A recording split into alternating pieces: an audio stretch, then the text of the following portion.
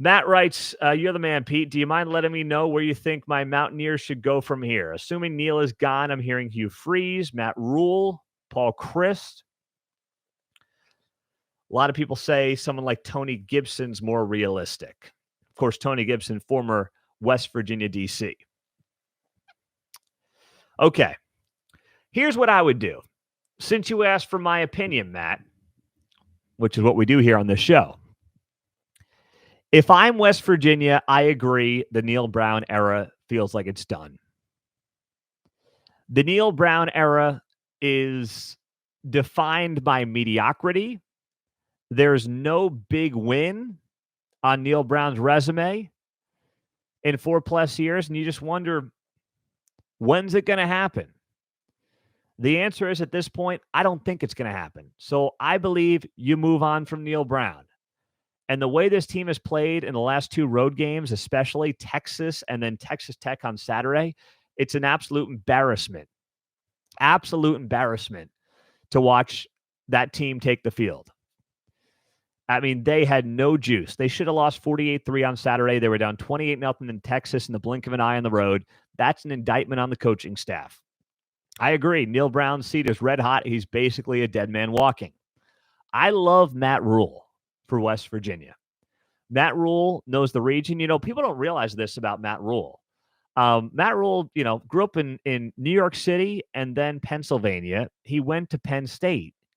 He knows that part of the country. He coached the New York Giants, not the head coach. He was on the Giants coaching staff for a little bit. He was at Temple in Philadelphia.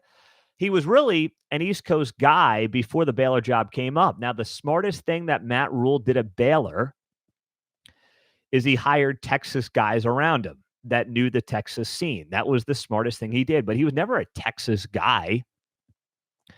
But Matt Rhule knows the Big 12. Matt Rhule understands the Big 12. And Matt Rhule gets the college football environment. I think he'll get it fine at a place like West Virginia. Now, Matt Rhule may say, you know what, I'll go to Wisconsin. I'll go to Nebraska. They're going to, dump a truckload of money on me. Maybe that's more appealing to him.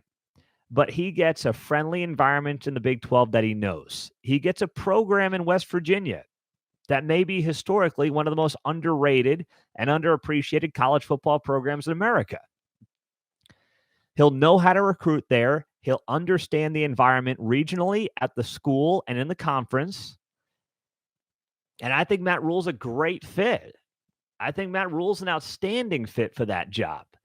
Maybe he doesn't live and breathe Mountaineer or Mountain Man or whatever.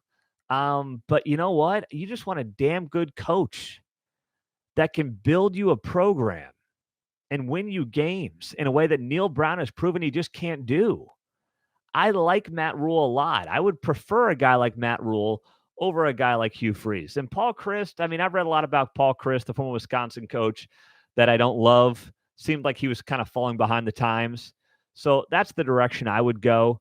I don't know if they'll have the money for a guy like Matt Rhule after a Neal Brown buyout, if and when that does happen. But I think that Matt Rhule in Morgantown is an outstanding fit if Shane Lyons can get that thing done.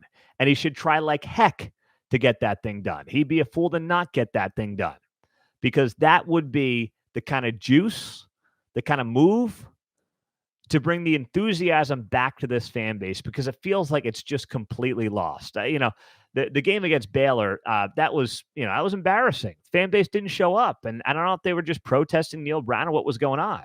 But then Neal takes a shot at him after the game. The fans that were here really saw a good one, kind of thing. And it's not a good situation right now. But if you can get Matt Rhule, if he's going to pick up the phone, that's my first, second, and third call.